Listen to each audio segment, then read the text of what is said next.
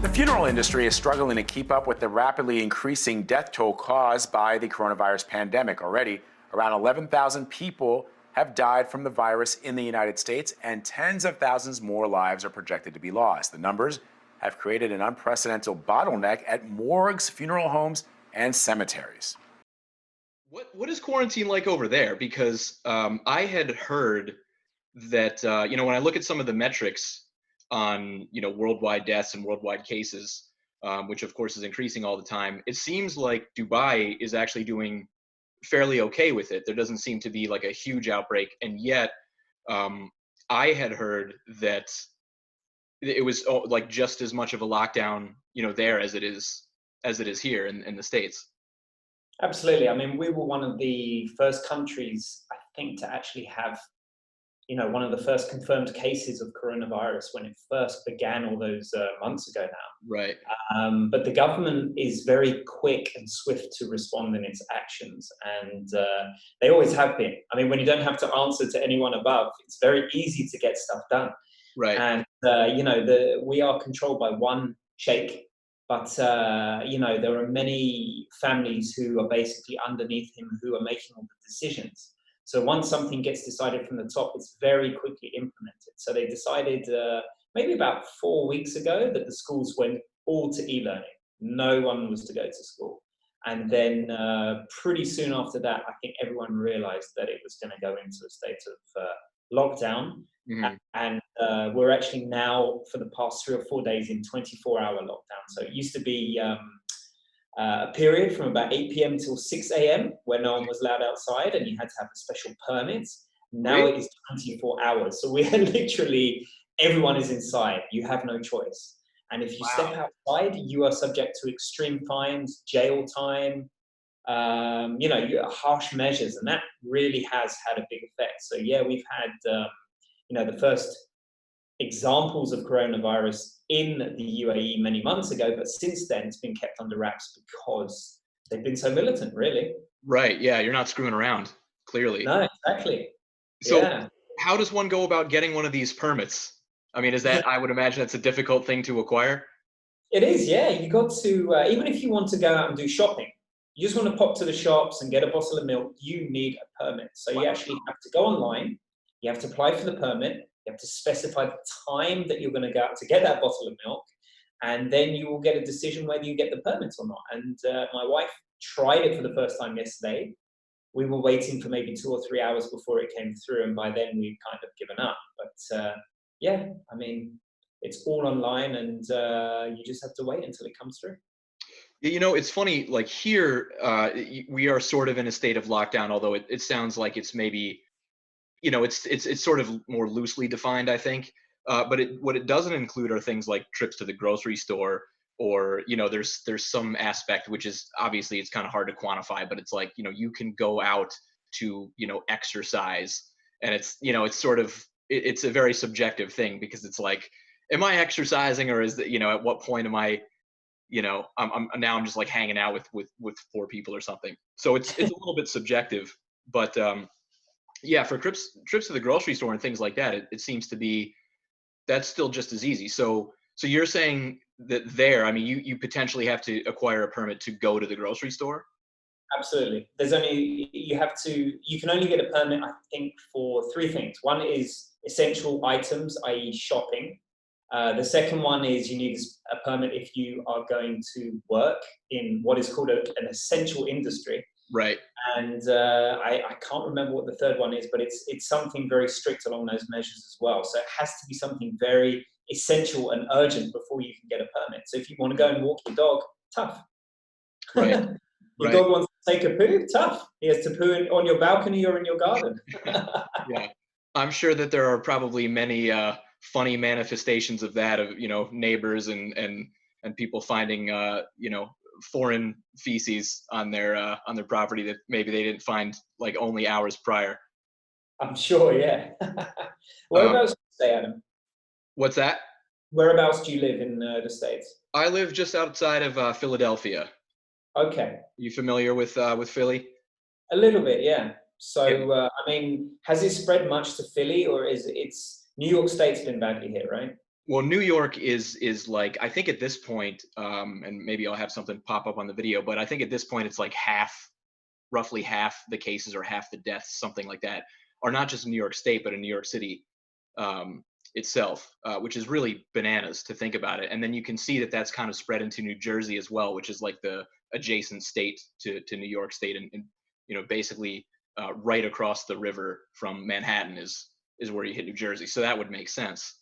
Now Philly is roughly 2 hours south of New York City, and it's also right on the border of New Jersey. So I would imagine some of that affects us. I think right now we have well, let's take a look. I've got my website up. And I've been doing this at the beginning of every podcast. So right now, worldwide, we're at 1.4 million cases and about 81,000 deaths. In the U.S., it's 386,000 cases and 12,200 deaths. And if I go down to New York, 12,200 deaths nationwide, and then about 7,000 in New York, just to give you some perspective on how bad it is there. Wow, so it's over half in New York. Over half, that's correct, yeah. Crazy. And then the next state would be what, California? Well, New Jersey is next. Okay. And then I suppose, I don't know if it's because maybe California has done a good job, or maybe it just, maybe they could be a week behind or something like that. But California has 16,000 total cases in comparison to New York, which is 138. It's kind of unbelievable. You're talking. And what about somewhere like Florida? Has that been affected? Florida as well. Florida and Pennsylvania have roughly the same number. They're about 14,500 cases. Okay. So it's enough to be concerned about. People here. I would imagine the fear is less where I live than it is in New York City, but people are concerned, and it's funny too, because one of the things that you notice is that there is a little bit of disagreement, I guess, in terms of how should we handle this, and what rights maybe should a person have in terms of going back to work, and I suppose this is a very like American way of looking at it, where we're just so hardcore into getting to work, I guess. And so you have on one hand, and I think both opinions are rational. You have on one hand people that are very much like, don't anybody go outside, because you're just going to prolong this and you're just going to make it worse. And then on the other hand, you have people that are thinking, what are the repercussions of the entire country shutting down and not going to work? How many maybe deaths could that result in? And I think it's a fair question. I don't know if it's if it's any worse, but it is a fair question. Yeah, it's a tricky one, isn't it? Because for the people as well who own small to medium-sized businesses as well, who don't have the luxury of working from home, what do they do in this situation as well? They have bills to pay, they have rent to pay, so they have a tricky choice as well. Do they go out and do they work, or do they stay at home and lose out on a very important source of income for them? Yeah. So Yeah. I've been reading all sorts of stuff that how many like suicides will result from a person who maybe potentially isn't in the best mental state or well-being to begin with. Not everybody loves their jobs. If you think about it, I mean, there's plenty of people out there that like, yeah, I work. I'm not like, there's some people that I think are just like rearing to go because they just love their life and they love what they do. But there's other people that they're not in love with their job. It's just a job and that's what they need. So I would imagine you probably have a lot of people that this is just what they kind of have to do. And, maybe you don't have a family, or maybe you don't have all this support group or whatever. And you wonder like, what does that person do after 4 weeks of nothing but their thoughts, Absolutely. Yeah. And I guess we're both blessed because we're at least in a position where we're with our family. Not everyone Totally. is. Yeah. Totally. Yeah. I've had a number of my friends comment. I'm just like, dude, Ellie is my daughter's name. Ellie is just a continuous source of entertainment. I mean, she's she just bops around. I mean, you get it. She's just a complete psycho. And by the way, all of your Instagram stories with your family lately have been right on the money. I'm sure one of those is probably going to go viral sooner or later. Thanks. Yeah, I mean, we're just trying to, as you are experiencing with Ellie, trying to keep people a bit positive because, once you start, you know, spending a lot of time on Worldometer, for example, reading the news all the time, it gets you really down because it's depressing. There's nothing good coming out. So, we're trying to just mellow out a bit, and we're spending a lot of time on TikTok these days as well because there's I saw really that. funny stuff on there as well, and it cheers you up. It puts you in a better mood, and it just makes you forget and switch off that you're in this crazy situation where everyone's stuck inside and there's this deadly virus. I mean, it's like something out of a movie, right? I know. Yeah, it's crazy. It's funny you mentioned that because I've probably going back maybe a couple of weeks. It felt like every time you'd open something and click on it like late at night with the glow of the monitor in your face, and and it's just kind of silent. You hear the crickets outside or whatever, and then you read some new thing about like people lose their sense of smell and taste, and you kind of have this moment where you're like, I've seen this movie before, and and I'm like imagining that I'm the protagonist in the film, and I'm just like, well, what does the guy say in this moment? And it really is surreal. It is. Do you know anyone who's actually caught it? So no one that I'm close to, but so my wife is a therapist. Ironically enough, we're sort of talking about the mental health thing. So she's a therapist, and one of her clients' moms has it, and I don't know what the most recent update is, but the last I heard, she was on a ventilator. So she not only did she have it, but she had it, quite the bad version or whatever. So she was obviously worried about that, and that was, I don't know, probably a little over a week ago, that she found out about that. And it's funny because eventually I got to the point where I would empathize and I'd feel bad for that person. But honestly, like selfishly, the moment that I heard it, was, when was the last time you saw her, and when was the last time you saw her mother? And it had been a decent period of time. It had been like at least a month or something. So that concern went away quickly. But it is funny how people kind of do that these days. I think it's not just myself, where you just sort of like the concern of are you okay may become second to did you touch me, or whatever it is. Yeah, no, that's understandable. I don't think you should feel bad about that. It's just it is a contagious disease, and unfortunately, you've got to be careful of people who have contracted it, and it's understandable. So your friend, she's on a ventilator. So it's Katie's client's mother. Client's mother. Okay. So I've never met her personally, but Right. yeah, from what I understand, she is on a ventilator currently. Okay. So Yeah, I don't know what the prognosis is, but if you just watch the news, it would seem very bad. And who yeah. knows whether or not that's an accurate representation? That's obviously another debate, but certainly, I would be concerned. Yeah, absolutely. But I guess the silver lining is at least she has a ventilator, and she's getting the care and treatment that probably not a lot of people in places like Italy and Spain right now are getting, because there's just not enough to go around, is there? So yeah. Yeah, Italy and Spain, and now it looks like France as well seems to be the new one that is a real rough, because I think they're at like 10 or 11% rate of mortality, which is just insane to think about. Yeah. But they made a conscious decision this week that they were going to include the nursing home data as well, which they didn't do before, which is why they suddenly had that big spike. I didn't realize that. Yeah. I had been wondering, like, sort of how they were tallying up those rates, because you obviously there's multiple sources of data that they have to obtain, and you would think maybe if you die in the hospital, presumably that would be a very quick like addition to that number. But if you're how many people are just at home, sort of just a body waiting or something, apparently that's happened. So so that's interesting that they decided to do that. I wasn't aware of that. Yeah, it is. And even somewhere like Germany, where they have had a number of cases, but not too many deaths, the mortality rate has been relatively low compared to somewhere like France. Mm-hmm. But that was because in Germany, they have a lot of the tests, whereas in France, it's kind of like if you're really ill and you have the symptoms, then you go and get tested.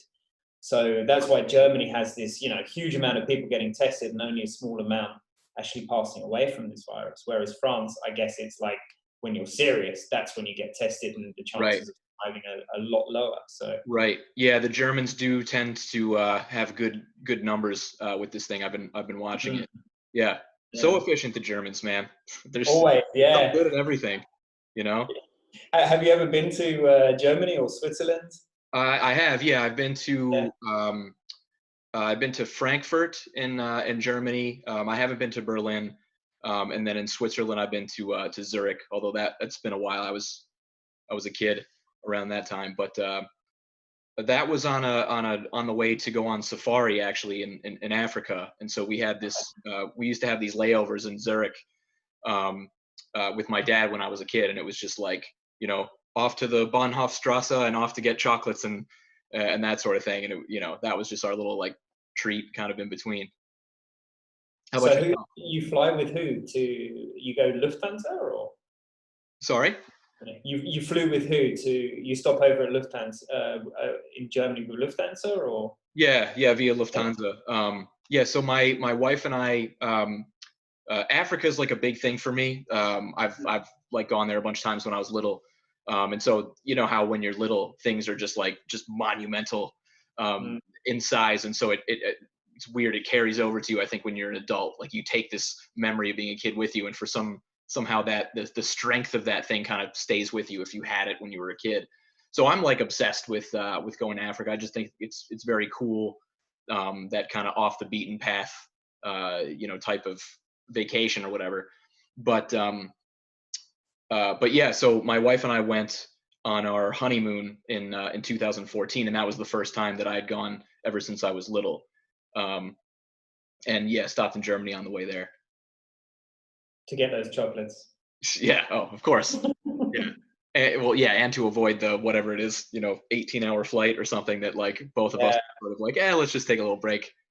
yeah, that's the tough part, right? Because we have family in San Diego, and my wife is from South Africa, so Oh, really? whenever the family have to travel over to San Diego, it's like this monumental journey that just like literally takes weeks to recover from jet lag. So Right, I feel your pain. Where right. did you go on honeymoon? We went to Zambia, Okay, um, which is it's or a as Donald Trump calls it, Nambia.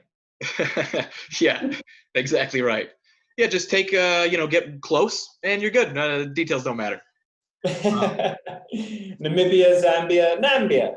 yeah, Nambia. It's the part in between that I melded together to make a new country.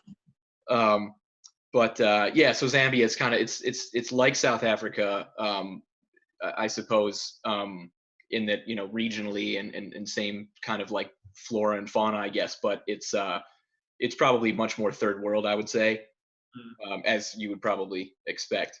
But I've been to South Africa a couple times as well, and that's a great spot too. Absolutely, yeah. I guess Zambia is kind of similar. We've been to Botswana and Zimbabwe as well, and it's the difference between South Africa. I mean, I imagine the stereotypical American probably thinks that you go to South Africa and there's like elephants running around Oh yeah, oh yeah, and lions walking through the village and all the yeah. lights. And South Africa, of course, is not like that. But when you go to somewhere like Zambia, actually, it is, right? It's closer, yeah. I mean, there's still, I think it's one of those things where, like, there's still parks. There's still, which are predominantly where the animals are sort of, that's where they are. But it's not the easiest thing to do to just confine every animal. So naturally, you do have animals that kind of congregate out of those parks. But yeah, I mean, you wouldn't see much in like in a city. Maybe snakes and things like that. That wouldn't surprise me, but big game like that. No, you wouldn't see that in a city. But dude, you're totally right. It is funny how Americans, especially, and I would imagine probably some Europeans too. They, yeah. First of all, they just think of Africa as like one giant.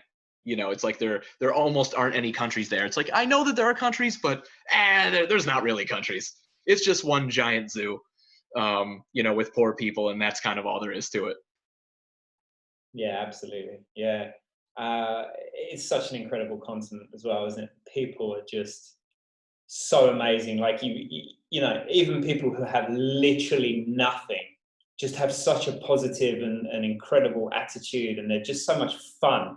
You know, that's what my wife and I we love when we go back to South Africa. Just the people are just unreal, aren't they? So warm, Totally. so friendly, so full of life, right? Yeah.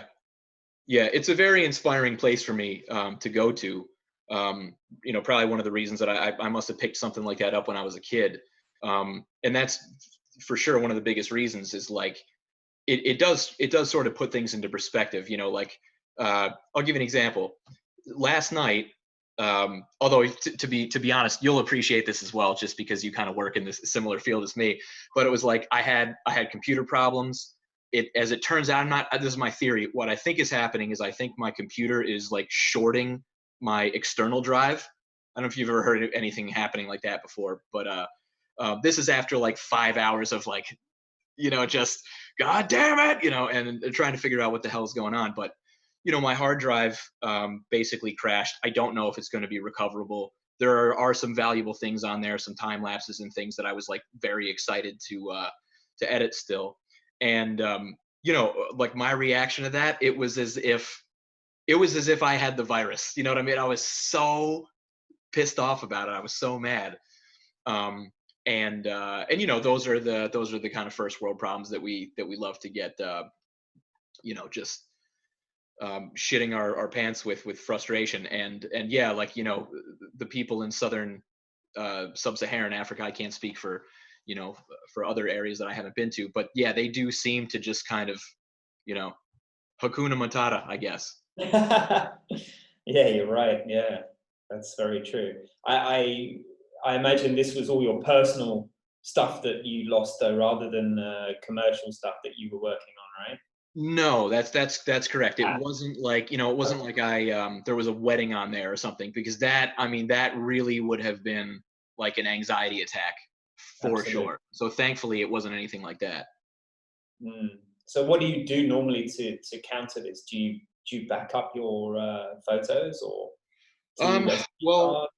I try to. So I have another cloud drive that I use, and then I keep some other stuff like in Google Cloud. So that's why it's not like a full complete nightmare, but it is a massive inconvenience.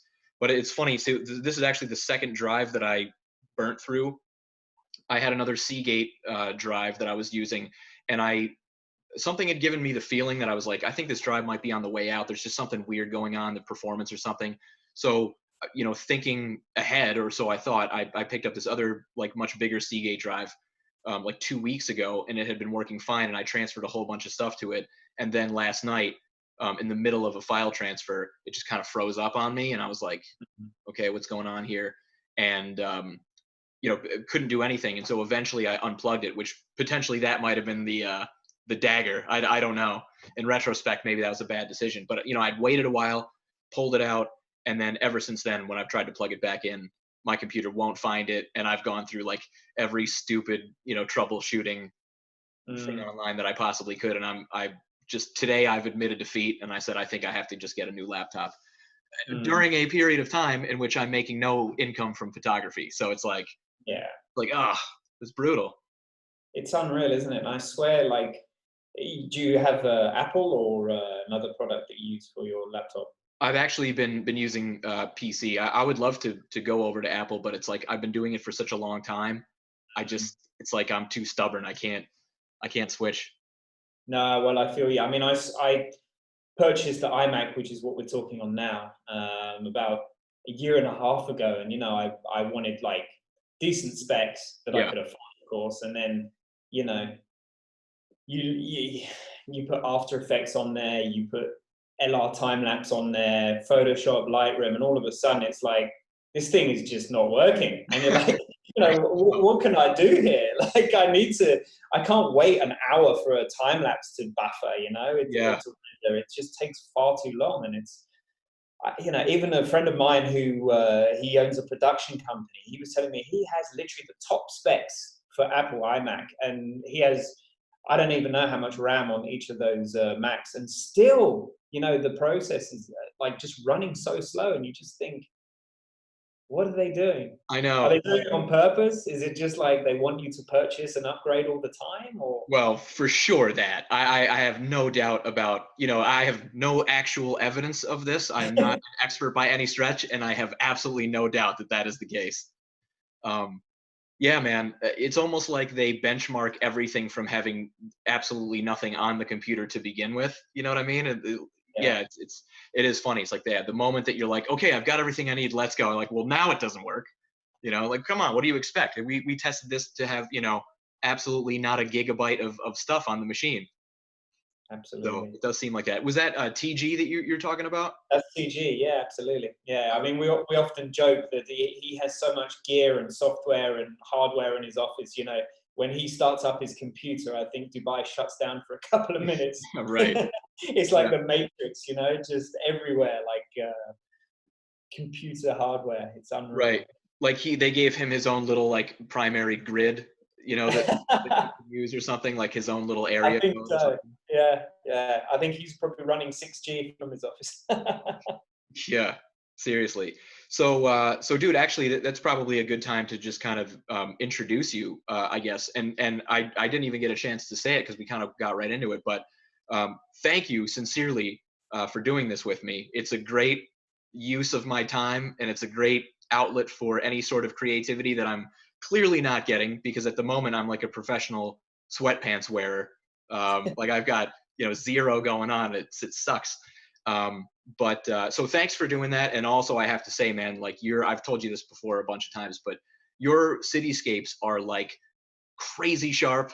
I don't know how the hell you do it. I know you said you use a lot of 70 to 200s, but when I shoot my 70 to 200, I'm like, that looks good. And then I look at your shit and I'm like, I quit. You know what I mean? Like you've got a great eye, and yeah, man, you do some really cool stuff.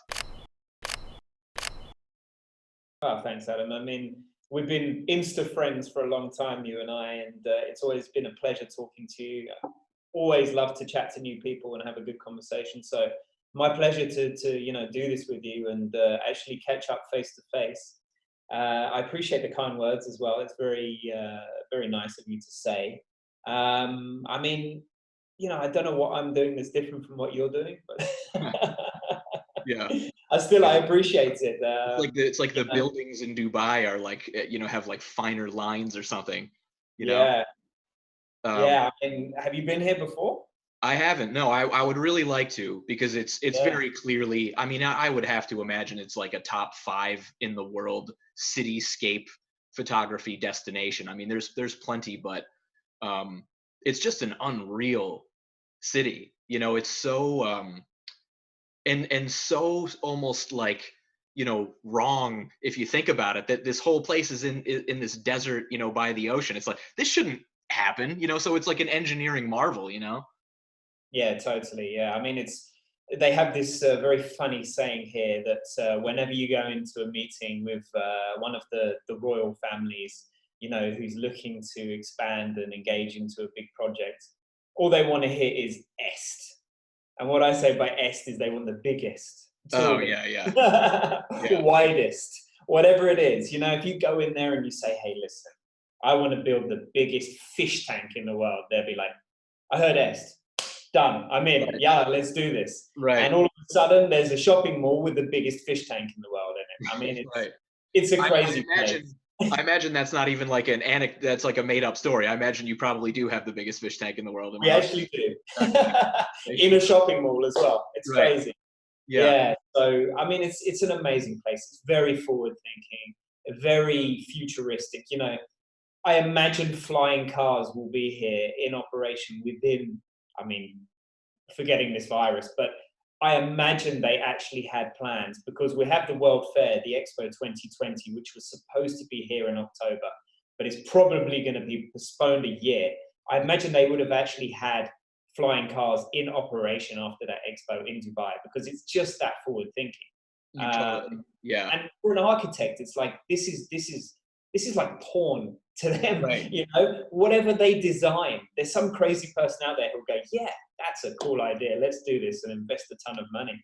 Right. And there's plenty of projects that haven't finished, that have just been kind of side stalled for a number of years, like building the world off the coast. They actually dredged up islands. That has just completely folded. That isn't going ahead. But then there's other things like we have the tallest tower in the world, as you full well know, the Burj Right. Khalifa.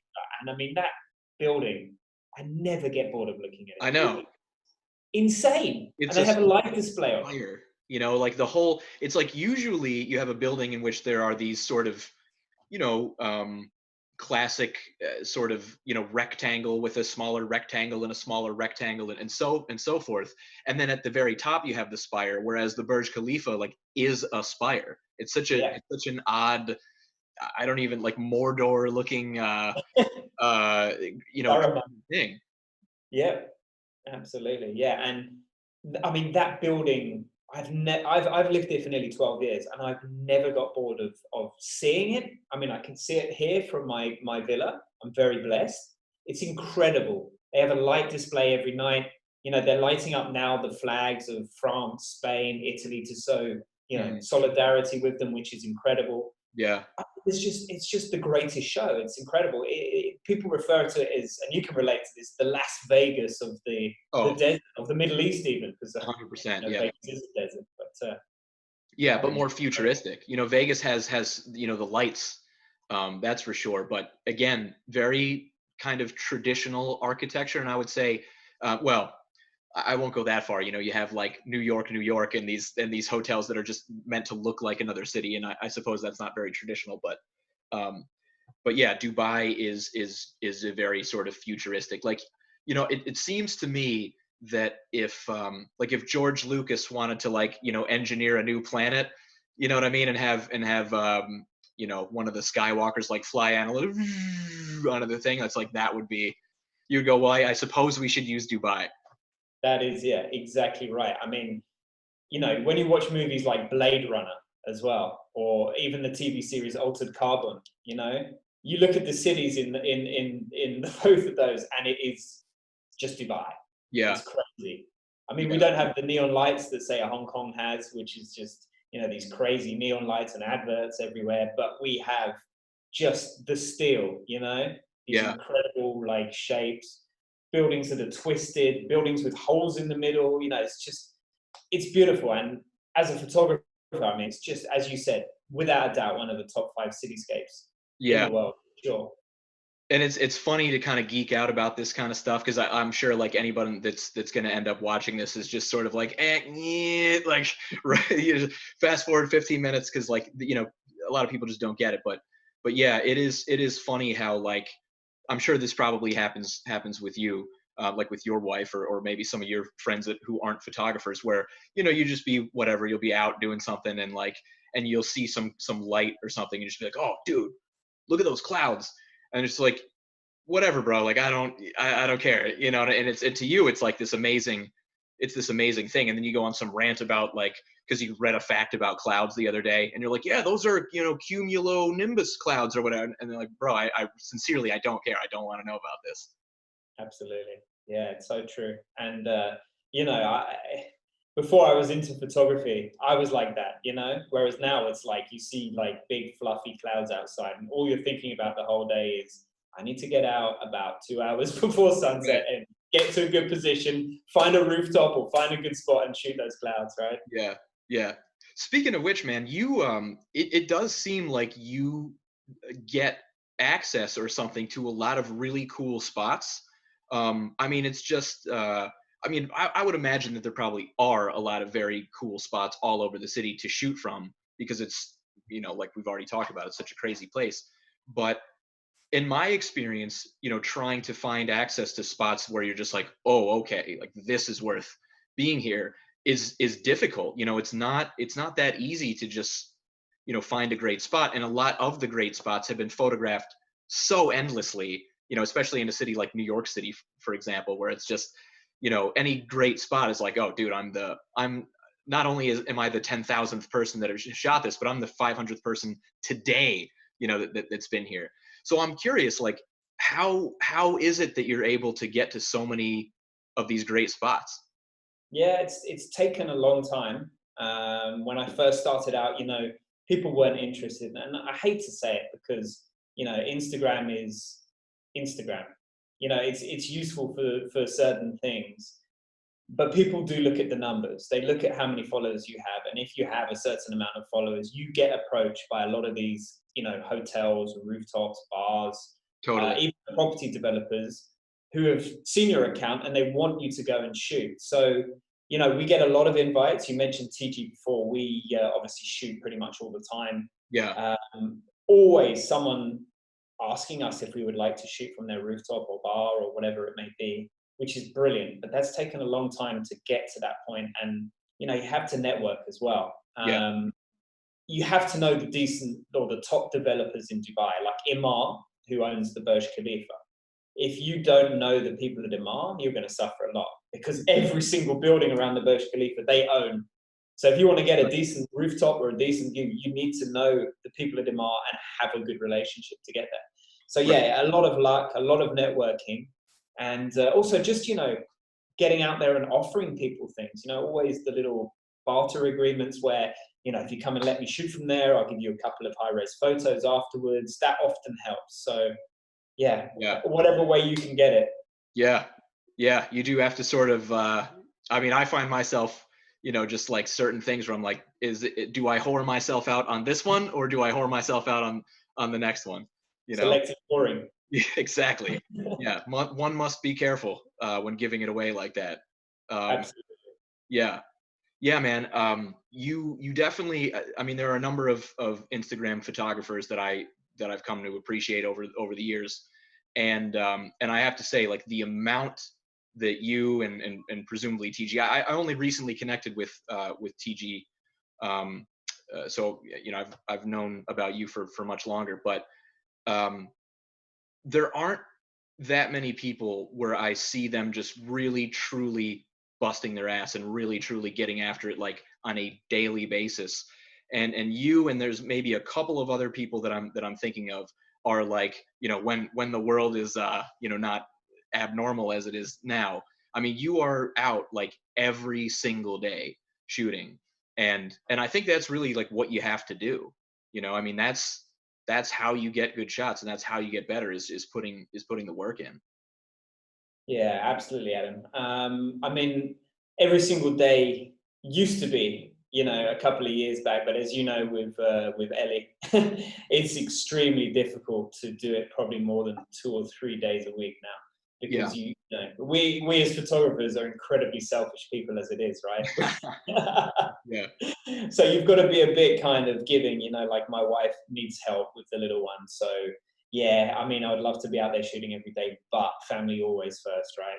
Yeah, it does change a lot, man. I mean, it's weird. Like, some of my friends that, you know, haven't had kids yet, when they'll ask me about it, and it's like, I'm definitely one of these people who is very, for the most part, like anti-cliche. They just drive me crazy, as I imagine you are, based on, like, you know, you talking to the forex traders, and as a prestigious hummus farm owner that you are. Like, Absolutely. we'll get to that in a second, but you know, like, um, I don't want to sort of tell my friends, oh man, it's so amazing, because it's just like, then I'm just every other asshole that says that when they have kids. You know what I mean? But so, you know, what I do is I tell them, I say, all the cliches are true.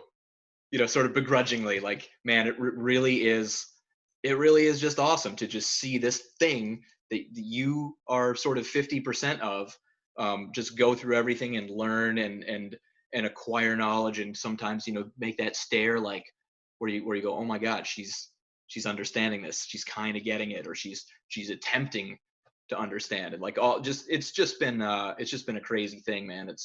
I'm super appreciative of it. Absolutely, yeah. It is, as you said, all the cliches are true, and they're cliches for a reason. Yeah. It is. It's an incredible feeling, and yeah, just seeing this little girl grow up, and every day she's learning something new is unbelievable. But as you know, as you full well know, it's a lot of hard work as well, and it would be extremely selfish to just let one person do that. You know, you're a team. You and your wife are a team, and you need to work together to make it, you know, easier on yourselves. And Yeah. as a photographer, you know, you're torn between the two, because you find it very difficult to stay at home and help look after the wife when there's these incredible clouds and incredible light that's developing, and all you're thinking in the back of your mind is, I want to go out and shoot. I'm missing Yeah. this. Yeah, it gets tough. I would imagine it's even tougher for you, because I would say the temptation that you have to shoot is like you live in the city, so it's right there like all the time. Whereas for me, like I live more sort of in the suburbs. I'm in a less photographic, photogenic type of place. So for me, I sort of have to go somewhere, which has its own set of issues, which I bother the hell out of me. But yeah, it's like, if I see some cool clouds, I know, well, I still can't really do anything in my immediate, surrounding. So that must be torture for you. Yeah, I mean, I think, having been to the States a few times myself, you guys are very, very blessed with some amazing sunrises and sunsets, I have to say. So you probably see it on a bit more of a regular basis.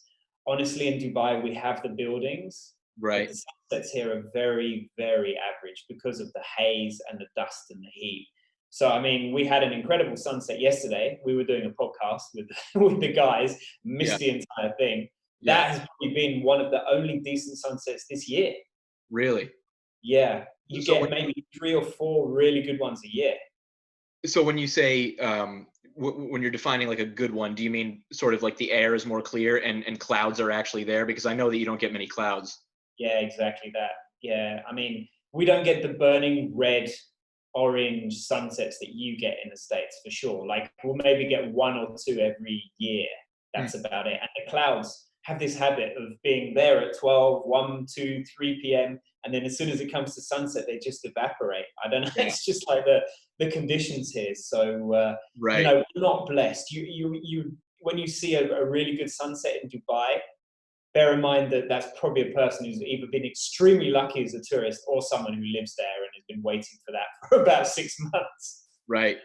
Right. I remember that Elia Locardi, on one of his videos, I think, you probably know Elia Locardi, I would imagine. He was talking about that, and he was in one of those very iconic Dubai spots, which I don't remember like the name of the spot, but it's like maybe the most frequent one, where sort of the foreground is all the twists and turns of the highway, and then the cityscape is sort of behind it, and it's usually like angled sort of downward. So he was there, and I think he had been just trying to shoot from that same spot for like 12 consecutive nights. Like, he just spot, and it was just all 12 nights. It was just a very sort of beige look, and that was kind of the best that he could do. Yeah, that's it. I mean, when we go to California as well, they get insane sunsets, as you know, on the West Coast. And we would go to San Diego, and we would go and visit my sister-in-law, and we would stay at their ranch in Jamul, which is right by the Mexican border. And we would just sit on the porch, and all of a sudden there would just be sky fire. The whole sky would be lit up, and we'd be like, "Holy smokes!" And she'd just be like, "What? We get this like every day." Yeah, it's true. Southern California and the Southwest in general, I'm not exactly sure what the reason for it. I would imagine it has something to do with the just the geographic conditions, or whatever, the elevation or something like that. But yeah, they do seem to get better sunsets than we get on the East Coast. I don't know what that is. I was talking about that with Emmerich once, about how the trade-off, kind of similar to what you're talking about, the trade-off between like the West Coast and the East Coast, is that on the East Coast you get all these crazy skyscrapers, which you don't tend to get so much of on the West Coast, apart from like a couple areas. But of course, every one of their sunsets is just like red. It's just not even like, oh, it's just red. It's like desaturate on the slider, or this is gonna Yeah, that's when you've caught a burner, right? When you have to take the desaturation and highlights. You're literally like doing it 3 times down to -300, right? Yeah, Just right. I know. It's like I can count on one hand the number of times where I actually had a raw file when I was editing it, and I thought, I think this is just too pink. Yeah, it's just never happened. Dude, so how did you were you born in the UK, or were you born in Dubai, or? Yeah, no, I'm originally from London. Okay. And So I moved here 12 years ago from London, and my father was living here at the time. He was an architect. Came and stayed with him for a bit, and then found some work. I started off in the oil industry, Hmm. and as you do, of course, in the Middle East. And yeah, Right. so started working. Met my wife here after 2 years of being here. We got married 5 years ago. We've been together for 10 years, and yeah, just loving life over here. Yeah. Well, I'll tell you, man, your accent is going to probably create, give me the impression that I'm some like worldly guy or something, because people tend to respond much more, positively to the King's English. They'll just assume, oh, it Right. must be this professional interviewer. Who else, do I know that he's interviewed? So you bring that to the table for me. Yeah. Did he interview David Beckham? It sounds like Yeah, Beckham. right. That guy. I think he must have been a football player for sure. That guy. Yeah. Yeah. Exactly. Yeah. Are we So talking soccer or football here? right. Well, I'm just taking the English from the rest of the world, which football. So if you were someone else, I would have said soccer. So I'm indulged. I did that for you. Um, so what's your daughter's name, by the way? Emilia. Amelia. Okay. So Yes. so Amelia and Ellie, very Yeah. similar ages. You guys have been together for like about the same amount of time. Yeah. Like I think we're like 12 years, and Married got or married together? about 5 years ago as well. How weird is that? Okay. When did you get married? Um, do you know where Maine is in the U.S.? Yes. Yeah, so up in Maine, which is, have you been there before? I haven't, but I know photographers who rave about it. Oh, dude, it's awesome. It's one of those parts of the country where, like you said, the U.S. is cool in that there's so much like diversity. There's just so many different kind of scenes that you can get. I mean, it's a huge place, so it makes sense. But yeah, Maine is like, it's probably a little bit less cliche than maybe the other spots. Like if you were gonna come to the U.S. and like you could only pick one or two spots to go to, I would imagine that almost no one would mention Maine. But Maine is like that cool underdog as far as landscape photography goes. It's like it's just this sort of sleepy, like kind of chill um, part of the country when it's hot. Like on other areas of the East Coast, it's not really that hot in Maine. It's cooler. You've got all these like lighthouses and like low fog, so it's easier to get things like fog inversions and cloud inversions, but you don't have to be like super elevated to get that kind of thing. Um, I don't know. It's just a really cool. It's just got a great vibe to it. I don't know. And in fact, like the only photo that I've taken where I actually really like won something from it was one that I took last year in Maine, and it was just one of those things where like those times where you show up to take a photo and everything just kind of works, Right. like all the conditions, and you kind of say to yourself, all right, dumbass, like now it's yours to screw up. Like Yeah. take what you know and make something happen, because if you don't, you should reconsider this whole thing that you're doing. And it It's one of was those it was just click, no SD card. right. Yeah, Shit. yeah, exactly. Or you missed focus or something like that, which, hey, I mean, It happens. I haven't done that before. Oh yeah. um So is your wife from Maine originally? Is that why you she's got from married there? she's from Boston, Okay. which is not far from Maine. So a lot of Boston people, that's kind of, they tend to go up that way during the summers. So when we met, we used to, after whatever, like beta period she put me through of like learning how, will this guy last, kind of thing. It was like second or third year. It was like, all right, you can come up to our main vacation spot with my family, and it was like, it was just awesome. I mean, as soon as I was there the first time, I couldn't, I was surprised that a place like that was not so far away. I mean, it's far, it's still like a 9-hour drive or something, but you don't have to fly there. You don't have to like, go to Washington State or Oregon or something like that to see some of those similar types of things. Right. And wow, yeah. And so then you got married in Maine and honeymooned in Africa. Yeah, that's right. That's right. Where did you guys go? I mean, we got married in South Africa That's and then awesome. honeymooned in Greece because my wife is actually Greek South African. So yeah, Went to Greece, Mykonos, Santorini, Cool. and where else did we go? Can't remember.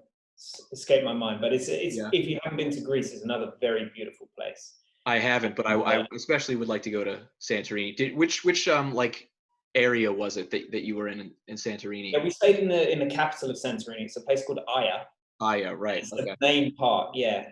And we liked Santorini. It was nice. It was beautiful. But it has this reputation of being one of the best sunset spots in the world. Uh-huh. And I don't think we saw a decent sunset the whole time we were there. We were just Really? talking earlier about clouds and, West Coast sunset. It was just the sun setting over the coast with no Right. clouds. Yeah. It was like crazy. And everyone would queue up from about 2, 3 p.m. in the afternoon and wait 3, 4 hours. And it's like hot. This was summer. It's like Right. 39, 40 degrees in Celsius. Right. So, it's in the hundreds. People are waiting there for like 2, 3 hours to watch this sunset. So every single little cliff or wall is taken. There's someone on it. Uh-huh. And then as soon as the sun sets on the horizon, round of applause. Really? Everyone goes home. Huh. So literally 5 minutes after the sunset, it's empty, it's deserted. So you as a photographer are like, cool, let's take some blue hour shots. This is my time to shine, right? That's cool. It's incredible. Huh. So we were really surprised about that. But in terms of, the foreground composition, steps leading down and, this incredible, it's called the caldera, which is it's an old volcano. And then it leads down, you've got these sweeping vistas with the ocean below, the Aegean Sea. It's beautiful. Highly recommend. That's awesome. And then Mykonos, if you want to go and party, that's a place to go. Yeah. Hey, it's still Greece, right? They still like over there. Exactly. So did your wife's name is Vasti, right? Yeah, exactly. Yeah. So how much of it was like, how much were you trying to sort of like, oh, I want to go shoot this, but I'm on my honeymoon, and I would imagine that had to have been a little bit of like all right, how much can I get away with? And yeah, you know what, Adam? Thankfully, and I say thankfully because I know what we're like now. This was probably a little bit before I was as passionate and into my photography as I was. Okay. Back in 2015, it was kind of like auto mode, take a picture, yellow, done, that was it. Right. So thankfully, because otherwise the honeymoon wouldn't have been right. as romantic as it was, you know. And I think, everything changes when you get into photography as well, as you can vouch for, right? Whenever you go on holiday, it's never the same again because you're just thinking about content the whole time, aren't you? I know. It does kind of suck in that way, and I think part of that sort of the rat race, I guess you could call it, of photography, it really starts to happen as soon as you do that inevitable stupid thing that we all do, which is to compare ourselves on things like Instagram. And it really is a love-hate thing for me, like social media in general. On one hand, I kind of just hate it all together, and I just think I think we'd all be better off without this. But the sort of the necessary aspect of it for people like us is, hey, I need to just keep doing this and sharing my work in the hopes that every so often someone's going to give me a call or shoot me a message and say, hey, I've got a thing and I'm going to pay you money to do it, and so you kind of have to. Absolutely, yeah, I couldn't agree more. And I love social media for the fact that I've met people like yourself. You mentioned Emmerich, obviously you've had a podcast with him. His work is fantastic, and I would never know about his work if it wasn't for YouTube and Instagram and all the other social media platforms. So it's great. You learn a lot from these people, and can really appreciate the beauty and art of their work. But at the same time, it does have a degrading effect on you, doesn't it? It does. When you see someone now shooting, for example, the sunset yesterday, and they've got an amazing apartment in the marina, and you're stuck in a villa with no view, you look at those pictures and you feel a little bit of resentment, and it does have a degrading effect, as you said, right? Yeah, I think the trick is at least be aware that you're doing that, because I think probably there's a big difference between like the person who's upset and then doesn't even really understand why they're upset, and they just kind of feel this sense of entitlement to like, well, why aren't my shots doing X or Y? But at least if you're thinking that and you're like, oh man, am I doing that thing that I know I shouldn't be doing? Is this what I should be thinking? And it I think that's kind of where I'm at, because I'm just as guilty as anybody else. But I try to work on it. I guess I try to feel like, all right, well, like, are you giving it 100% right now? Like, because if the answer is no, then you probably have to wait to complain. Absolutely, yeah. How do you feel about taking away likes? You mean like making them not visible? Is that what you're talking Yeah, about? yeah, which was what they were speaking about. I don't know, have they done it already in the States? They haven't, but I know that they've been talking about it for a while. Have they done it in Dubai? No, Okay. So it's just, what is it, Australia or something like that? I think so, yeah. Um, it's an interesting question. I mean, I think that, for better or worse, let's suppose it's not a good thing. Well, I think what is good about it is that you see, one of these just behemoth companies that is so influential on the way that people think and the way that people behave. You see them having a bit of, I don't know, morality, I suppose, and this idea of like, okay, we sort of get that this is bad. We understand that, you know, um, hey, it's not like it's just photographers that suffer from this kind of stuff. I mean, it's, there's a lot of people out there that just compare themselves to people based on what they look like and whatever. And I'm sure it's much worse for people like that. Mm. So I don't know. I look at it and I go, I'm sort of surprised that a company like that would even bother to say, hey, maybe it's in everyone's best interest if we take that away. Um, but I don't know if it's better or worse. I'm not sure. What do you think? Yeah, it's a difficult one, isn't it? I think, you know, there's always that degrading effect on you mentally when you post something you've spent hours working on and it like flops and you're like, Jesus, man, what a waste of time that was. And we're photographers, so we're only posting, our work. We're not Right. posting pictures of ourselves all the time. And I imagine for, teenagers growing up, like our daughters, I'm sure will be, posting pictures and want to get likes because they want to be seen as pretty and they want to get that validation. So I think in that aspect, it's great to take it away because it has a detrimental effect on your mental health, doesn't it? Yeah, it totally does. In fact, so Katie, my wife, she is a therapist, like I told you before, and the majority of her clients are like teenage and 20-something-year-old girls that she just has like a very incredible rapport with. It's just one of those weird sort of like, some people know exactly like what they want to do, and I always think those are the lucky ones.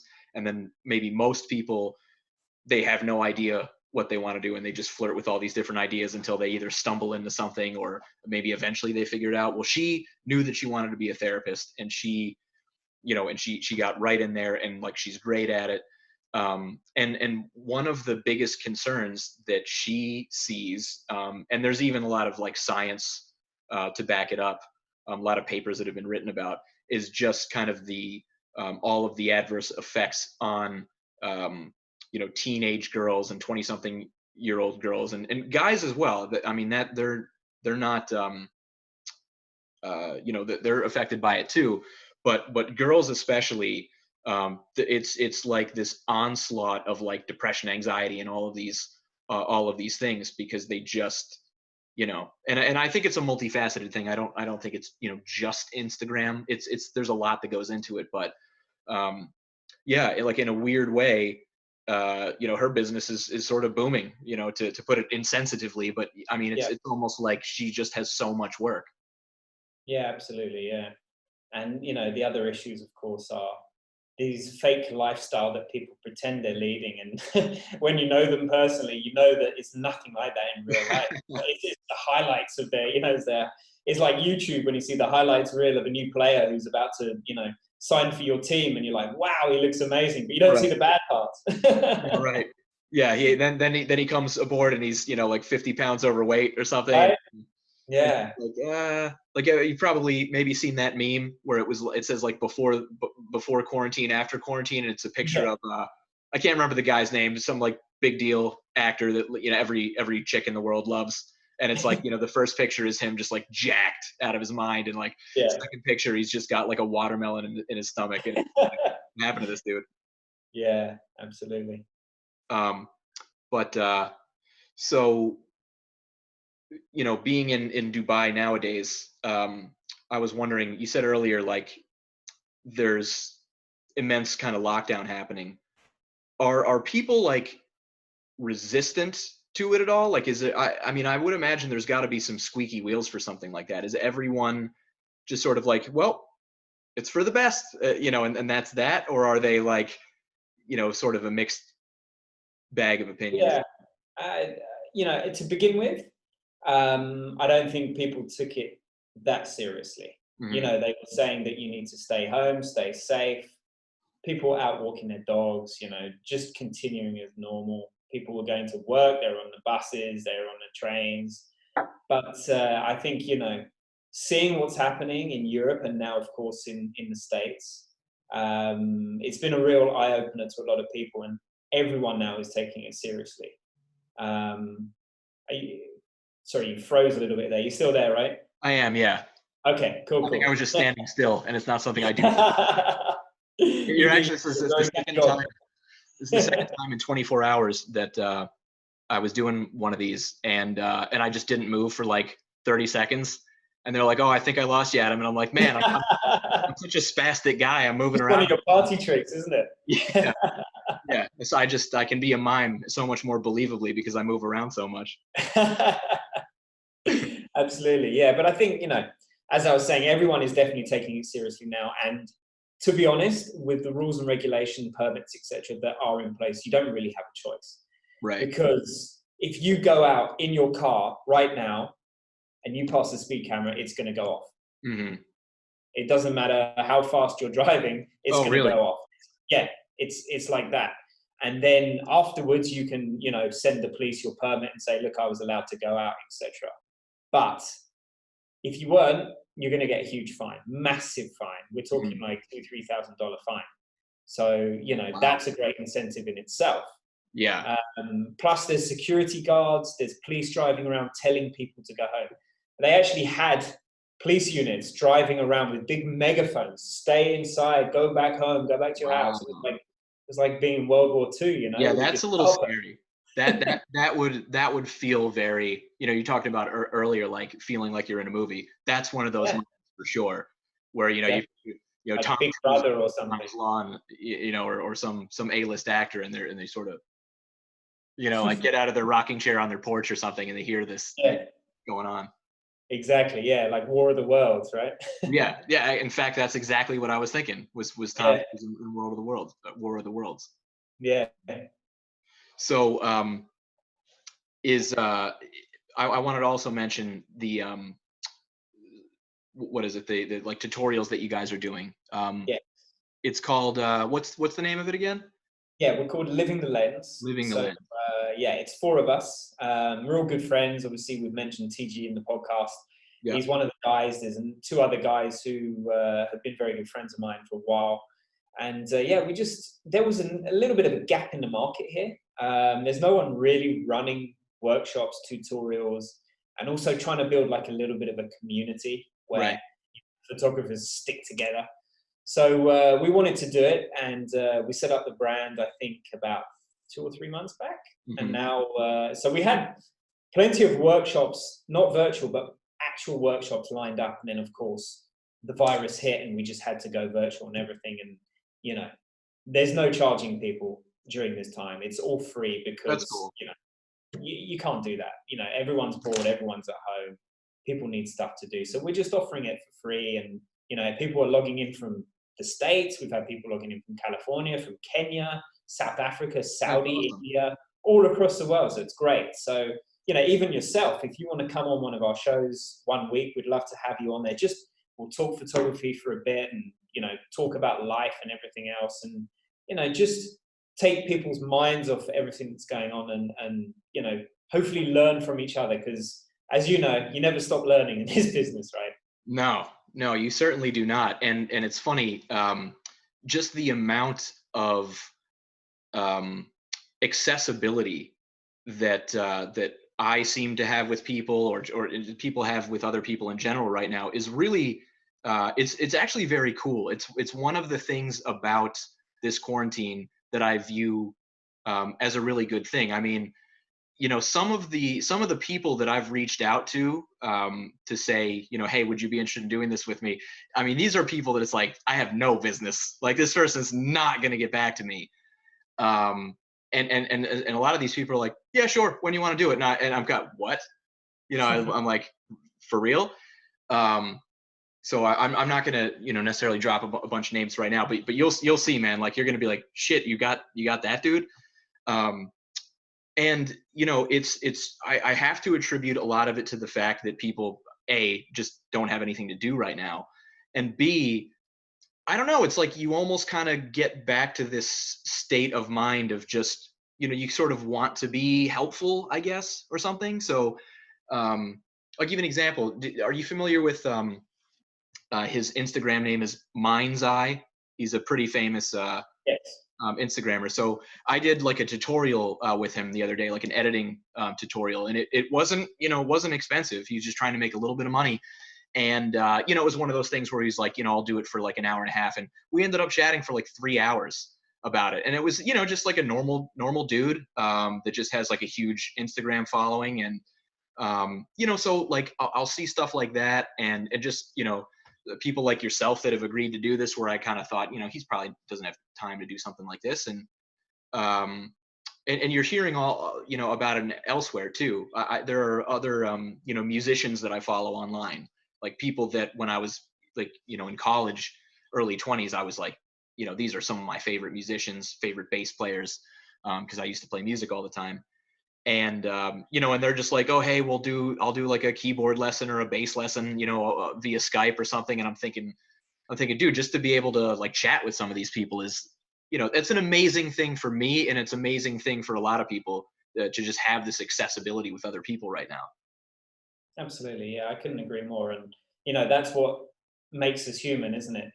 Just helping each other out and being part of a community. And I don't know if you're using the same phrase in the States, but in Dubai, it's all about stronger together. As a city, we're just stronger together. Everyone abides and everyone does the same thing. Everyone stays home, stays safe. We're stronger together. As simple as that. And I think that's the best part. Or one of the only good things that's come out of this situation is that everyone is rallying together and appreciating the people as well who are on the front line in all of this. And realizing, I think also, a lot of people are realizing that, they're not as superhuman as they thought they were, right? The Boris Johnsons of this world and Justin Trudeau's, are realizing that they are human like everyone else. Yeah, there is a weird effect like that. You're right. I mean, it's funny how it's too bad that it's this way, but it's funny how like the idea of a common enemy seems to be the fastest way of getting people to, maybe stop arguing so much or to bring people together. It's like, you hear in the States, I don't know if your media is doing it there, but in the States, it's like, you can hear the news anchors and the politicians, talking about the war, that we're at this war. And I think to be fair, it's a reasonable comparison, but I also wonder if they say that just because they know that that's a great, sort of word or phrase to turn to kind of, galvanize people. When you think of a war, you go, it's just this weird thing like, yeah, let's go. Who are we fighting? Yeah. Who is it? Who are we fighting now? Yeah. Exactly. Yeah. And, we're all fighting because it doesn't discriminate. It doesn't pick on age. It doesn't pick on wealth. Every single person on this planet can get it. And I think it's brought us all closer together because we're all going through the same thing now, aren't we? Yeah, totally. And I think really that's kind of one of my goals of doing this is just to be able to talk to a lot of different types of people, both, in terms of demographic, in terms of profession, where they live, et cetera. There is something very sort of reassuring to know that like, we're pretty much all the same. Like, we're not that, different despite what, things you read or whatever say. And it's just all that stuff is very cool. So on the point of togetherness and sort of stronger together, I have to go to my main thing, which is like, I have to do this on every single podcast. I will never let this down. What is your current toilet paper situation? Well, you know, and I think this should be something that's mandatory in the States and all other countries. We don't really use a lot of toilet paper here in the UAE because we have something called a bum gun. That's right. And that does all the dirty work for you. You just spray that hose That's and right. you need one piece of toilet paper and you're done. So, you know, we're fine for toilet roll, and I think we only stocked up about 3 months ago. Yeah, that's very true. In fact, I don't know if you saw this moment with my podcast with Emmerich, but we were both laughing about this guy, Kevin Green. Are you familiar with Kevin Green? I don't know him not too well, no, but He's I heard you guys discussing it. yeah, he's like just one of those you know, file him under like content creator because there's no better phrase, but like just a lot of like time lapse and fast motion and like cool blending stuff, like just a real creative guy. You know, does really really cool stuff, and he always adds like electronic music to the background and everything. So Kevin Green, you know, shout out for you for the second time apparently. But the only reason that I bring him up is because like 2 weeks ago when this was all happening, he posted this really long Instagram story where he was like, you know, he's basically like, I've been looking high and low for toilet paper. I can't find anywhere. And he goes, so guess what I got? And he's got this little package. And like, he bought one of these, you know, portable bidets that like hooks up to the plumbing in the toilet or something. And so next thing you know, he's on his story and he's like pressing the button and he's sitting on the toilet and he's just like, ooh, you know, that's great. And like, you know, you see his face as he's doing it. And it's like, it's a classic. It's a classic Instagram story. Yeah. The American realization. It's very refreshing and therapeutic. Yeah. Yeah. It's like you can see the look in his eyes go from I'm an American and I use toilet paper to, oh, like where have I been all this? Why am I using toilet paper? Yeah. And you know, it's funny because when we have family visiting, when my brother-in-law comes over from San Diego, he comes here and he's like, wow, these toilets are like literally the best toilets I've ever seen. And you know, when you live here, you kind of get used to it. But the toilets here are like, they're like glistening. You walk into one of the toilets in the Mall of Emirates, for example, it is like, it's a 5-star toilet. Right. You know? You're greeted with a big smile from the guy working there who loves his job because he's working in the cleanest, best toilet in the world. And right. You know, it's super, super clean. It's spotless. And then you've got a bum gun and, you know, you've got a sink with soap that dispenses and a hand dryer and a towel all in one. It's just like, wow, this is right. just so yeah. Yeah, everything is just as tip top as it can possibly get. So does that translate into the bum gun as well? I'm gonna stop saying bidet for this conversation. Bum gun is much cooler, right? I'm just gonna go straight bum gun with you now. So you know, like, are there like different levels of these things? Like, is there like, yeah, I used to have the 3000 model, but like that thing sucks, so I upgraded to the 4000. You know, like, does that exist? There's different models with different, you know, the jet is more powerful in some than others, but I couldn't honestly tell you which one's the best. I'll have to do some investigation. I'll do a little bum gun op and come back with some results for you. Dude, that might be a great like little. I mean, you're doing the TikTok videos. If you could just, you know, audition like 4 of them or something and be like, well, the pressure here was my favorite. You know, we call it shit talk.